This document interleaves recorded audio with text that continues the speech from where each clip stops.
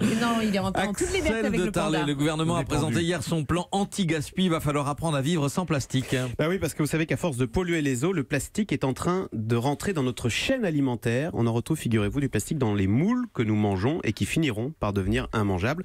Donc Pierre-Édouard Philippe a présenté toute une série de mesures pour que l'on passe d'une économie linéaire, je fabrique, je consomme, je jette, à une économie circulaire qui consiste à recycler. Et cela passe par le retour de la bonne vieille consigne. Certains de nos voisins le font déjà. Donc quand vous achetez une bouteille d'eau, on vous fait payer 10 à 20 centimes en plus, c'est la consigne.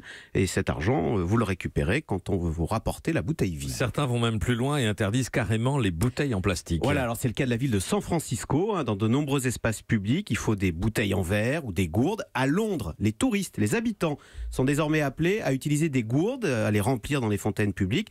De la même façon, finalement, qu'on a pris l'habitude, quand on fait nos courses, maintenant, d'arriver avec notre cabas, notre propre sac.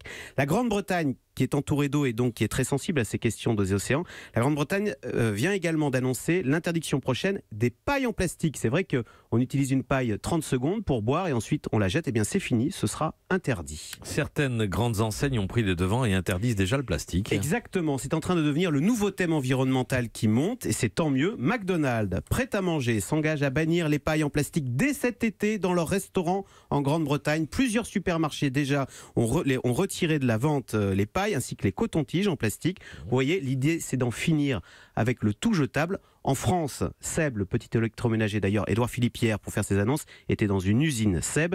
Seb s'engage à ce que 93% de ces appareils puissent être réparés. Donc c'est une bonne nouvelle pour l'environnement et les emplois, parce que la fin du tout jetable, c'est aussi la fin du fabriqué en Chine, consommé en Europe et rejeté dans les océans.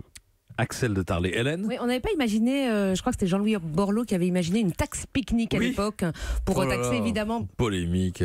Mais c'était une bonne idée et à mon avis, on y viendra. Vous verrez que dans 10 ans, je pense qu'il y aura plus. Mais elle n'existe pas. Non, elle n'a jamais été mise en place. Il y avait le mot taxe. battu en retraite après une polémique là-dessus. Polémique des pique-niqueurs ? Oui, je me souviens plus, mais il y avait eu des protestations. C'était la veille de la faillite de Lehman Brothers qu'il avait proposé cette idée, donc il avait été un peu balayé rapidement. Oui, ça a fait faillite. Bon, mais effectivement, avec le reste. Il y aura plus de paille ou des pailles en carton ? Qu'est-ce qu'il y aura ? Il y aura des pailles en carton. Voilà, paille en carton, etc. Mais vous verrez que dans 10 ans, il n'y aura plus de gobelets dans les fonds. Un instant, Mathieu Noël va être serré là, sinon. Figure libre, Noël s'en mêle, à tout de suite.